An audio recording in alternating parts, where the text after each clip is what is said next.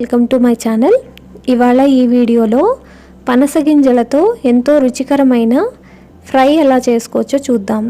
ఈ పనస గింజల్ని పడేయకుండా ఈ విధంగా వేపుడు తయారు చేసుకుని చూడండి. చాలా బాగుంటుంది, చాలా రుచిగా కూడా ఉంటుంది, ఆరోగ్యానికి కూడా చాలా మంచిది. మరైతే ఈ పనస గింజల వేపుడు ఎలా తయారు చేసుకోవాలో చూద్దాం. ముందుగా ఈ పనస గింజల్ని శుభ్రం చేసుకుని పైనున్న పొట్టు తీసేసి ఈ విధంగా 2 ముక్కలుగా కట్ చేసి పెట్టుకోవాలి.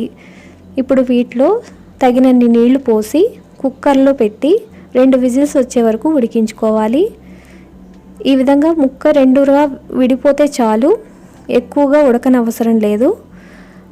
తర్వాత స్టవ్ ఆన్ చేసి ఒక ప్యాన్ పెట్టుకుని ఫ్రై చేసుకోవడానికి సరిపడా ఆయిల్ వేసుకోవాలి. ఇప్పుడు ఇందులో ఉడికించి పెట్టుకున్న పనస గింజల్ని వేసుకోవాలి. ఈ పనస గింజలు వేసుకున్నప్పుడు ఒకేసారి గరిటెతో కలపకూడదు. ఒక 2 నిమిషాలు అయ్యాక గరిటెతో కలుపుకోవాలి. అప్పుడు ఈ పనస గింజలు మెత్త పడకుండా ఉంటాయన్నమాట. క్రిస్పీగా ఉంటుంది కర్రీ అన్నమాట.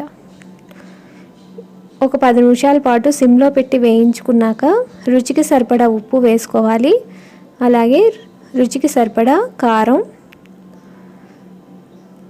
అలాగే కొద్దిగా జీలకర్ర కూడా వేస్తే రుచి బాగుంటుంది. మీకు ఇంట్రెస్ట్ ఉంటే జీలకర్ర పొడి కూడా వేసుకోవచ్చు. చాలా సింపుల్గా రెడీ అయిపోయింది. మరైతే ఈ వీడియో కనుక మీకు నచ్చినట్టయితే లైక్ చేయండి, షేర్ చేయండి, అలాగే మా ఛానల్ని సబ్స్క్రైబ్ చేసుకోండి.